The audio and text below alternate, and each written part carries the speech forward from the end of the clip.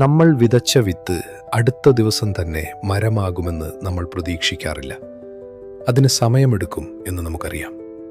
പക്ഷേ നമ്മുടെ ജീവിതത്തിലെ കാര്യങ്ങളിൽ മാത്രം നമ്മൾ എന്തിനാണ് ഇത്ര ധൃതി കാണിക്കുന്നത്?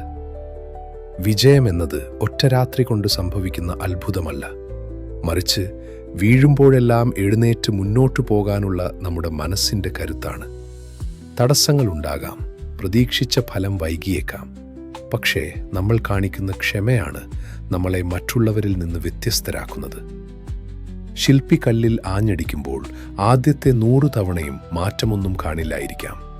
എന്നാൽ 101ാമത്തെ അടിയിൽ ആ കല്ല് പിളരും.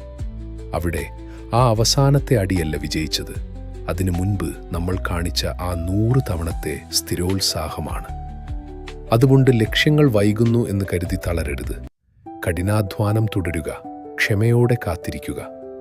സമുദ്രത്തിലെ തിരമാലകൾ തീരത്തെ കല്ലുകളെ മിനുസപ്പെടുത്തുന്നത് പോലെ നമ്മുടെ സ്ഥിരോത്സാഹം തടസ്സങ്ങളെ വിജയമാക്കി മാറ്റും.